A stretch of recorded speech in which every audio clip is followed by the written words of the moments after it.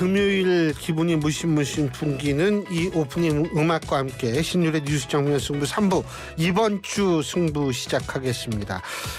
진짜 가을이 오기는 오는 것 같습니다. 귀뚜라미도 이제 밤 되면은 귀뚜라미 우는 소리도 들리고요. 그래서 정말 계절이 바뀌긴 바뀌는구나 이런 생각이 듭니다만 하지만 아직도 낮에는 엄청 덥습니다. 어쨌든 여러분 모두 이 더운 여름 견디시느라고 수고 많이 하셨고요. 자, 그러면 이번 주 승부 시작할 텐데요. 오늘도 두 분이 나와 계셔야 하는데 일단 한 분만 나와 계십니다. 세안대학교 배정옥 교수님 나와 계십니다. 안녕하세요. 네, 안녕하십니까. 예. 가을의 문턱을 기다리는 금요일의 남자 배종호입니다. 억지로 그렇게 매번 새롭게 힘들잖아요. 이 새로운 인사하기가 참. 우리 최진영 변호사님은 어제 싱크홀 사고 난 그 지점을 통과를 하셔야지 오는데 네. 이게 거기가 지금 또 거기서 30m인가 떨어진데 또 거기 좀 집안 치마가 발견이 돼가지고 교통체증이 있겠네요. 교통체증이 엄청나서 지금 아직 도착을 못하고 계십니다. 자, 좀 있으면 오실 텐데요. 제가 그러면 균형을 잡아서 최진영 변호사 목까지 하겠습니다. 그 균형을 한번 얼마나 잘 잡는지 한번 보겠습니다. 자, 승자. 네, 이번 주에 승자 권태선 박문진 이사장입니다. 가처분 인용된 거 말씀하시는 거죠? 그렇습니다. 두 개가 다 사실상 인용이 됐어요. 그러니까 승소를 한 거죠. 본인이 이제 방통위에 의해서 해임이 결정이 됐는데 거기에 대해서 집행정지 신청을 했는데 이겼고요. 그래서 박문진 이사장 자리를 유지를 했고 그리고 이게 나서 아니라 이제 임시로 받아들여진 거죠. 예. 그러니까 직을 유지하고 본안 있는 거예요. 소송이 아니니까 직을 유지한 그렇죠, 거죠. 그렇죠. 예. 그러니까 직을 유지하고 있는 거예요 지금. 예. 그리고 두 번째로 이제 또 방통위에서 박문진 이사를 교체를 했거든요. 근데 거기에 대해서도 말씀하신 대로 집행정지 신청을 했는데 일종의 가처분이죠. 본안 소송은 아니에요. 예. 이것이 이제 또한 받아들여졌습니다. 그래서 두 번 연거푸 이분이 이제 이겼기 때문에 이번 주에 승자로 선택을 했고 이게 이제 단순히 개인이 자리를 지킨 것으로 끝나는 것이 아니고 방통위 2인 체제의 위법성을 사실상 법원이 받아들여졌기 때문에 지금 이진숙 방통위 체제는 사실상 지금 식물 방통위로 전락한 그런 상황으로 지금 해석이 됩니다. 어차피 그 이진숙 위원장은 지금 탄핵 그렇습니다. 지금 진행 중이니까 지금 1인 체제죠. 1인 체제죠. 1인 그렇습니다. 체제. 예. 1인 체제는 아무것도 의결할 수가 없는 거죠. 근데 이제 민주당은 지금 이제 두 사람을 자기네 쪽에서 민주당이 원래 야당 몫이 추천 몫이 2인이죠. 그거 지금 추천한다고 얘기를 하고 있고 그리고 민주당이 이렇게 추천을 하면 국민의힘도 한 명 추천할 수 있거든요. 한 명을 추천을 할 겁니다. 그래서 이게 지금 어떻게 민주당이 여당 몫도 다 인정하고서 국회 통과시켜 줄까요? 어떻게 보세요? 제가 볼 때는 민주당은 주장하는 것이 이제 5인 체제의 정상화를 얘기를 하고 있거든요. 그러면 말씀하신 대로 현재는 지금 대통령이 임명한 방통위원 2명. 그러니까 국회에서 해야 될 3명은 지금 아직 공석인 상황 아니겠습니까? 네, 그래서 말씀하신 대로 최민희 지금 과방위원장 같은 경우 하겠다라고 했기 때문에 앞으로 민주당에서 2명 추천하고 또 국민의힘에서 1명 추천해서 국회 본회의에서 의결제는 할 거로 보여지고요. 그런데 이제 그 다음에 또 문제가 있습니다. 윤석열 대통령이 국회 추천 몫을 임명을 해야 되는데 최민희 지금 현 의원 같은 경우 지난번에 방통위원으로 국회에서 의결했지만 윤석열 대통령이 임명을 안 했거든요. 그래서 그게 이제 법제처의 유권 해석하고 이런 거 하느라고 아마 그랬던 네, 이제 걸로 각자 기억하고 있어요. 주장하는 법은 다 다르지만 예. 그래서 이제 그 문제가 남아 있는데 이번에 지금 법원에서 사실상 인용을 한 결정적인 이유는 5인 합의제가 원칙이다. 방통위 같은 경우는 이유는 이 정치적인 다양성을 인정을 해서 운영을 해야만이 방송의 자유 그리고 또 공정성, 독립성 등을 보장할 수 있다. 그게 안 됐기 때문에 2인 체제는 위법하다. 그래서 이제 이 권태선 박문진 위원장 해임 그것도 이제 집행정지 내렸고 또 이번에 새로 방통위에서 임명했던 박문진 이사 6명에 대해서도 집행정지 신청을 내린 그런 상황입니다.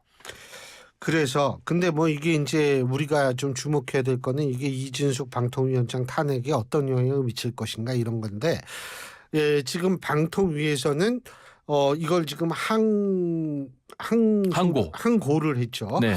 그래가지고 이제 이 가처분 신청에 대한 항고죠 이거는. 그렇습니다. 가처분 신청에 대한 항고를 했기 때문에 그 결과가 또 어떻게 나오는지를 좀 지켜봐야 되는데 지금요 오셨어요. 누가 일단 뭐 왔죠? 잠깐 이용해서 제가 그 전망을 좀 해드리면 제가 볼 때는 항고가 기각될 것으로 보여집니다.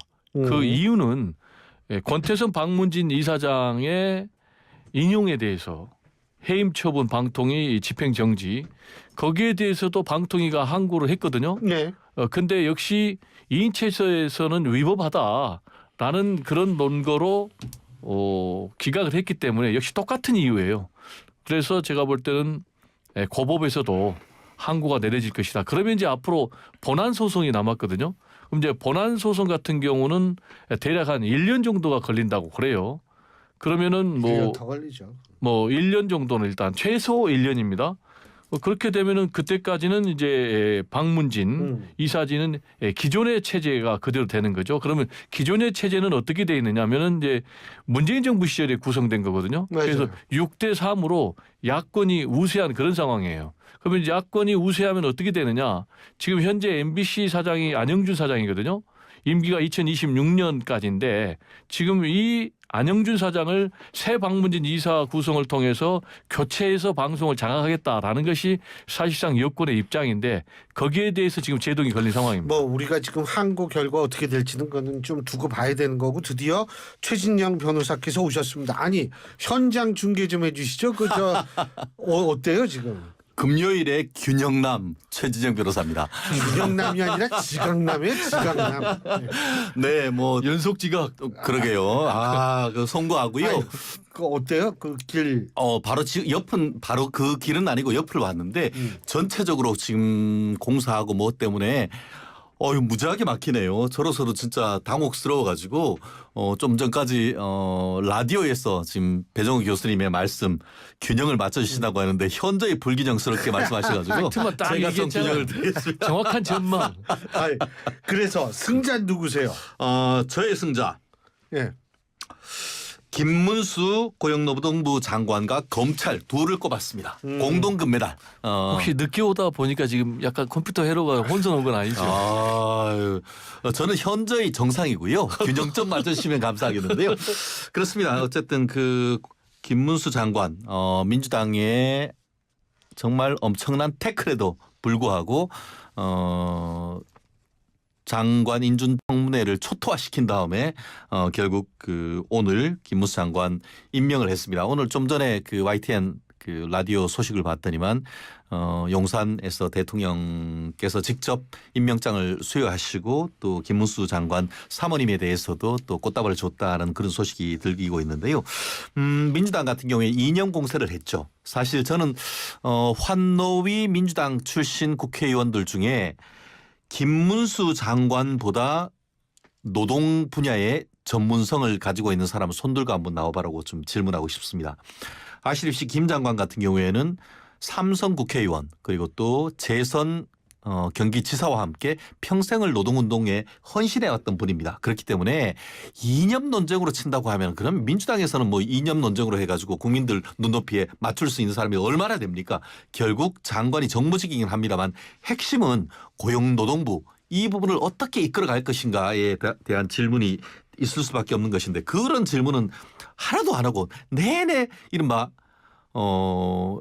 거꾸로 된 십자가 밝기 이런 식으로 해서 이념 논쟁만 주구장창하다가 하나하나 민주당의 질문에 대해서 똑바로 본인의 소신을 얘기를 하니까 그냥 철수해버린 거 아니겠습니까? 그렇다는 점에서 김문수 장관이 나름대로 어떤 그 이번 주의 승자이고 더불어서 검찰을 왜 승자라고 했냐 하면은 아시다시피 어제였습니까? 그 헌법재판소에서 지금 대전 고검 그 부장 검사로 있는 분을 탄핵을 했는데 8개월 동안 정말 아무 일도 못 하고 있었는데 어제 드디어 기각했습니다. 그것도 만장일치로 민주당이 추천했던 2명의 헌법재판관조차도 세 분이 예. 조차도 다 해서 전원일치에 어떻게 보면은 탄핵 기각을 했는 것을 봤을 때는 뭐 쉽게 말하면은 민주당이 KO 당한 거죠 뭐. 제가 좀 예, 균형을 말씀하세요. 정말 좀 잡아야 되겠는데 좀 일단 반칙을 안 했으면 좋겠어요. 뭐요? 승자를 2명이나 해버리면 어떻게 되는 거예요? 아, 공동금 메달도 좀 있죠. 한 명은 전혀 다른 주제를 가지고 제가 볼 때는 좀 임팩트가 약하니까 2개를 갖고 나온 것 같은데 다음부터 좀 하나만 가지고 해요. 그 시청자들 3명 하셔도 됩니다. 네. 자, 첫 번째 일단 민주당의 김문수 장관에 대해서 이념 공세를 했다고 그랬는데 이념 공세는 김문수 장관이 평소에 해왔어요. 왜냐? 첫 번째로 지금 노조를 향해서 김정은의 기쁨조다라고 했어요. 그리고 문재인 대통령을 향해서 김일성주의자다. 총살감이다. 이런 것이 이념 공세지 여기에 대해서 바로잡는 것이 이념 공세가 아니다라는 얘기를 좀 드리고 싶고요. 그리고 김문수 장관이 승자라는 인식에는 제가 상당히 좀 경악을 금치 못합니다. 왜냐? 김문수 장관의 삶은 극단의 삶에서 극단의 삶을 살아온 그런 삶이에요. 이거는 팩트입니다. 그러다 보니까 노동관 같은 경우도 완전 문제 있어요. 쌍용 자동차 노조가 자살 특공대다. 그리고 불법 파업에는 손배 폭탄이 특효약이다. 이런 반 노동관을 갖고 있는 사람이 노동부 장관으로서 어떻게 노조를 설득을 하겠습니까? 두 번째로 역사관도 문제입니다. 일제시대 때 우리 국적이 일본이다라는 분이에요. 그리고 4.3 사건은 좌익의 폭동이다. 그리고 대한민국 건국 시점을 1948년 8월 15일이다. 그리고 박근혜 탄핵이 잘못됐다라면서 사법체계를 부정한 사람이거든요. 이런 분이 국무위원 되면 앞으로 어떻게 되겠습니까? 완전히 대한민국 노조 해치고 그리고 나라도 해칠 것인데 제가 볼 때는 이런 사람을 임명한 저는 윤석열 대통령이 더 심각한 문제다. 이렇게 좀 정리를 하고 싶어요. 제가 한 네, 말씀만 네, 드릴게요. 오늘 제 패치리시기도 한 그 심평 교수님이 지난번에는 그 김문수 장관 후보자에 대해서 좀 비판하는 글을 올렸다가 이번에는 균형을 맞추겠다라고 하시면서 재미있는 글을 올렸는데요. 하나의 일화가 있더라고요. 김문수 지사가 경기지사 초선을 했을 때에 전태일 열사의 부모님 그 모친을 초대를 했다고 합니다. 이소선 여사요. 예. 그러면서 본인의 그 경기지사 자리에 아직까지 제가 이 자리에 앉지 않았습니다. 여사님 여기 한번 좀 앉아주십시오라는 제안을 하면서 그만큼 정말 전태일 열사를 비롯한 노동자들에 대한 아픔을 공감하는 그런 예우를 했다라는 글을 올렸습니다. 그런 거에 대해서는 민주당이 이런 방구도 없어요. 결국 고용노동부 장관은 말 그대로 고용노동부입니다. 그렇기 때문에 특히 지금 그 민주당 같은 경우에는 쉽게 말하면 배신자라고 생각하는 거 아닙니까?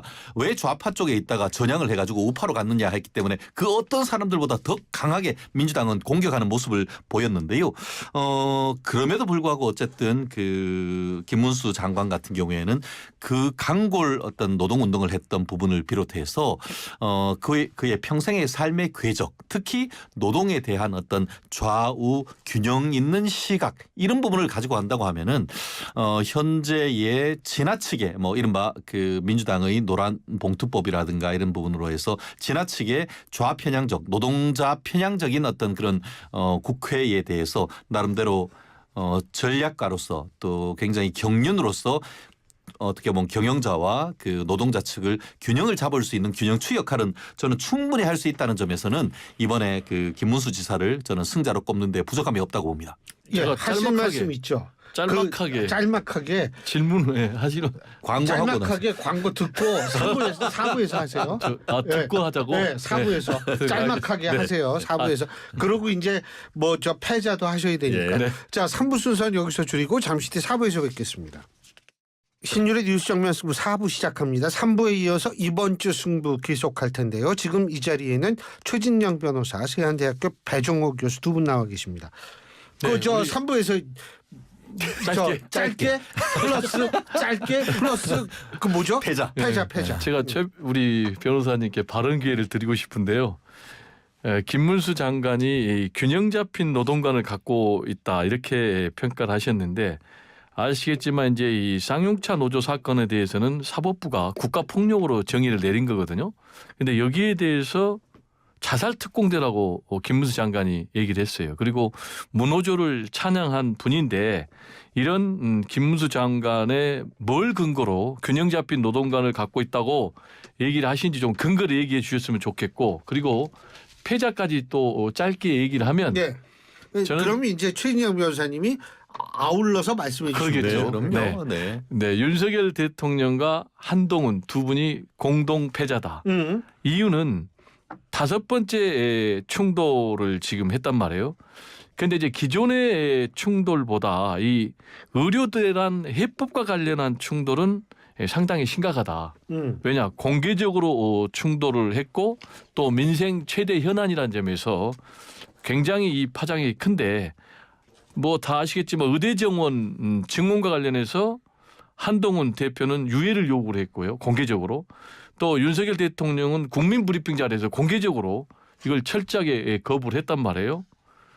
그런데 지금 상황이 극단적인 요소야 될 상황이에요. 그리고 대통령 지지율은 갈수록 하락하고 있고 보니까 갤럽에서 보니까 또 떨어졌더라고요. 그럴 줄 알고서 제가 이걸 딱 벌써 다 준비하고 했어요. 있었어요. 네, 역시 예. 23% 떨어졌어요. 아니요, 23%. 그러니까 27%, 23%, 4%포인트 떨어졌고 국민의힘 지지율이 역전돼 버렸어요. 민주당한테 떨어졌어요. 1%포인트 차이입니다. 네, 그렇습니다. 이런 상황에서 두 사람이 힘을 합쳐도 이 위기 극복이 될까 말까 한데 지금 이렇게 공개적으로 충돌하고 있는데 이렇게 되면 제가 볼 때는 공멸의 나락으로 함께 추락한다. 근데 심각한 건 이거는 감정의 문제가 아니고 구조적인 문제. 그게 무슨 얘기냐. 차별화해야 되거든요. 20%대 지지율 대통령하고 함께 가면 한동훈 대표 망한단 말이에요. 그래서 앞으로 더 분열할 건데 그래서 이런 말 하고 싶어요. 추락하는 것은 날개가 있다. 이런 말이 있는데 분열하면 함께 추락한다. 그런 얘기를 하고 싶습니다. 자, 지금 말씀하신 여론조사 8월 27일부터 29일까지 전국 18세 이상 1,002명을 대상으로 한국갤럽 자체 여론조사고요. 전화조사용 인터뷰 방식의 여론조사입니다. 자세한 내용은 중앙선거 여론조사심의위원회 홈페이지를 참조하시면 됩니다. 자, 말씀하시죠. 추락하는 것은 날개가 있다. 근데 이문열 작가인데 민주당은 이문열 별로 안 좋아하시던데요. 저는 균형 잡히니까 뭐 포괄적으로 아까 그 질문을 저한테 하셨는데 그 김문수 장관님의 균형 감각 저는 그렇게 생각합니다. 이분은 노동자로서 노동운동도 했고 또 경기지사로서 전체를 아우르기도 했습니다. 우리가 그런 얘기 있잖아요. 과부 사정 호라비가 안다고 겪어봤기 때문에 누구보다 공감할 수 있는 분입니다. 그거 한번 믿어보시고 민주당도 무조건 까기만 하지 마시고 한번 믿어보시다라는 말씀 드리고요. 문제는 이번에 패자는 누구냐? 아니, 패자가 아니고 지금 말씀하신 거에 대해서 좀 지금 말씀드렸잖아요. 아니, 그거 말고 지금 패자로 윤석열 대통령, 한동훈 대표 그 슬쩍 좀 넘어가시려고 그랬던 거 아니에요? 들켰습니다. 사실 이거는 정말 뭐라고 말씀드려도 참 저도 참 안타까운 그런 상황이라서. 그래서 제가 일부러 더 물어본 거예요. 앵커께서 너무 날카로우신데요.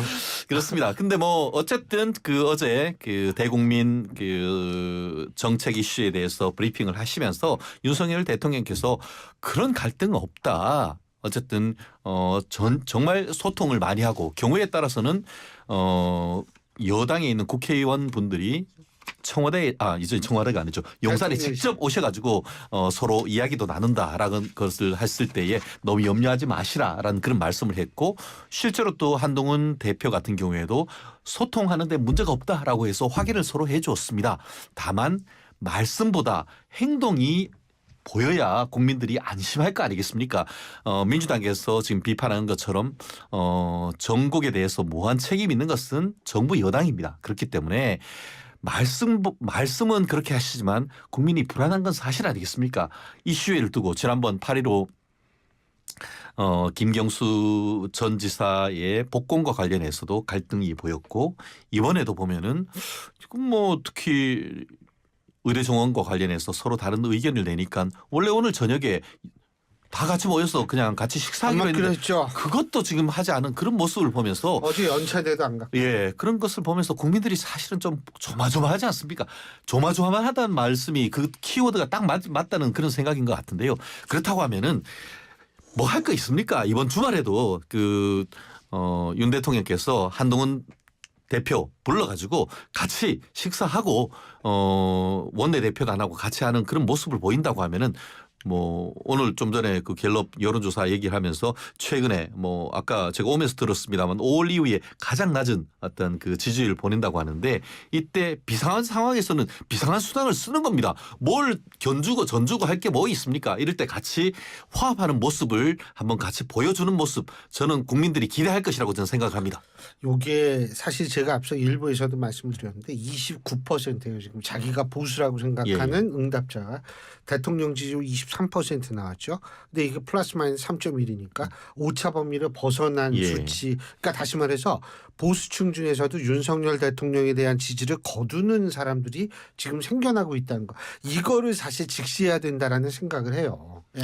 사실 저도 진행하는 뭐 방송이 있습니다만 하다 보면은 윤석열 대통령을 지지하는 분이 한동훈 대표를 지지하는 모습이었는데 최근에는 그게 살짝 좀 분리되는 모습이 보이는 것 같더라고요.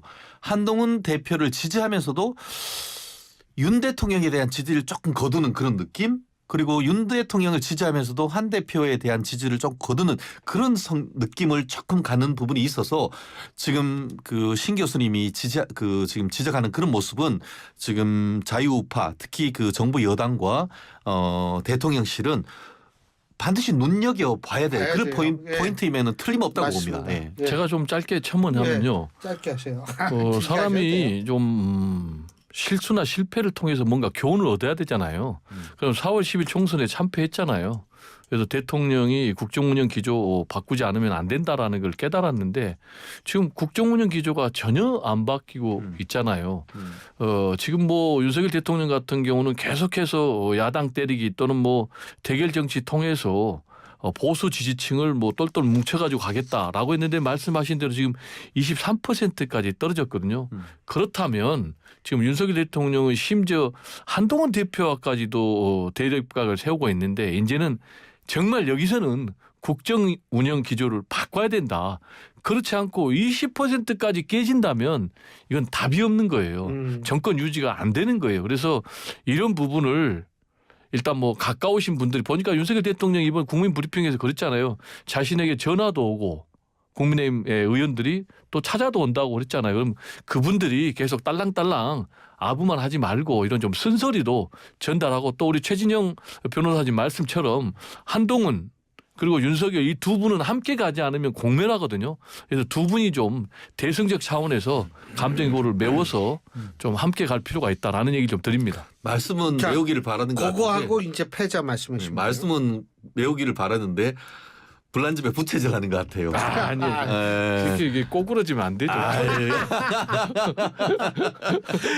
그래요. 뭐 저는 패자. 조희연 교육감과 민주당 이렇게 전 했습니다. 교육감입니다. 전 교육감. 아 그래요. 왜 확정되는 순간 두 개씩 했는데 근데 왜 그러냐 하면은 그럼 민주당으로 할게요. 왜냐? 뭐 상관없어요. 야, 이게 그 KO 3 콤보를 맞았어요. 이틀 동안. 하나는 검사 탄핵 만장일치 기각. 또 조희연 대법원에 징역 확정해가지고. 근데 이론적으로 조희연 교육감은 정당 소속은 아니지만 그러니까 뭐 이게 마구 그 갖다 붙여. 낮에는 무소속, 밤에는 민주당 느낌 뭐 이런 것 아니겠습니까? 뭐 글쎄요. 정당으로 교육의 정치적 중립성 때문에 그렇지만 사실상 그렇게 하고 있는 것이 현실이기 때문에 제가 그런 말씀을 드리는 것이고 마지막으로 오늘 정말 민주당의 전당대회 돈봉투 사건과 관련해 가지고 지금 민주당 전 의원들이 징역형을 선고를 받았습니다.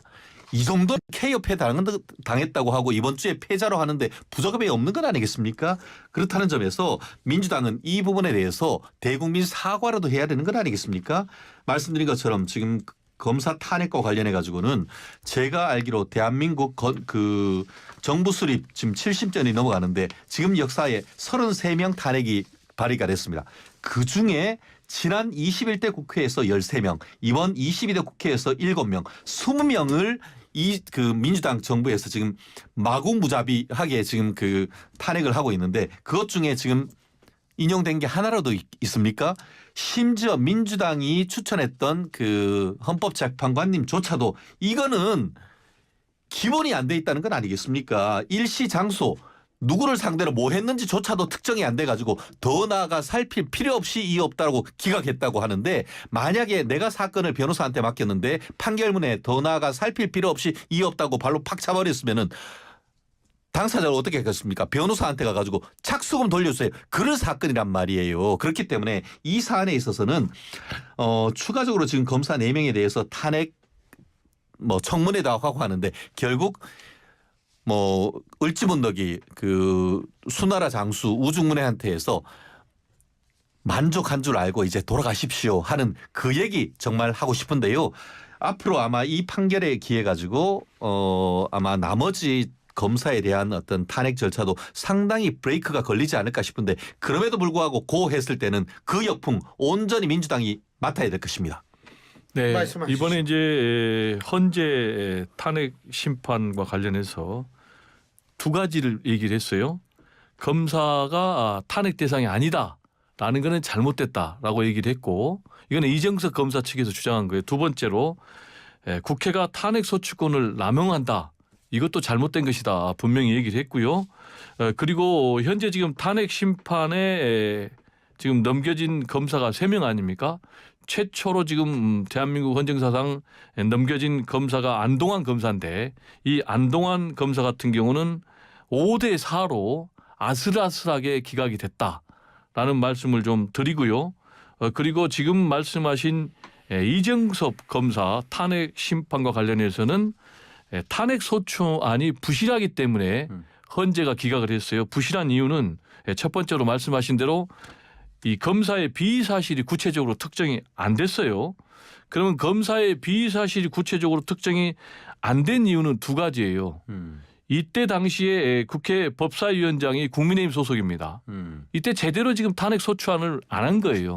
그리고 두 번째로 말씀하신 대로 검사의 비의 사실이 특정이 돼야 되는데 수사 중이다, 감찰 중이다라는 이유로 대검하고 서울중앙지검에서 자료를 안 줬기 때문에 이런 문제가 있고 그래서 앞으로 특정 안 된 비의 사실에 대해서는 계속해서 지금 민주당은 더 추적을 하겠다라는 그런 입장이고요. 또 한 명이 지금 남아있지 않습니까? 손준성 검사. 손준성 검사 같은 경우는 이미 고발 사주 관련해서 1심 재판에서 징역 1년을 선고받았습니다. 그럼 이거는 딱 떨어진 탄핵의 사유거든요. 그러니까 이거 가지고 마치 민주당이 터무니없는 검사 탄핵 소추를 남용하고 있는 것으로 단정을 하면 안 된다라는 얘기 드립니다. 지금 말씀 들어보니까 갑자기 궁금해지는데 네. 1심에서 이제 이 실형을 선고받고 이게 이 대법원까지 확정 판결이 느려지면 검사 공무원 파면되는 거 아니에요? 그렇죠. 그렇기 때문에 가만히 있어도 자연뽕으로 되는 겁니다. 민주당 표현으로 한다고 하면은. 그런데 그걸 나서서 지금 탄핵을 한다? 그렇기 때문에 탄핵권이 남용되는 것이고요. 또 이번에 같은 경우에 뭐라고 했어요.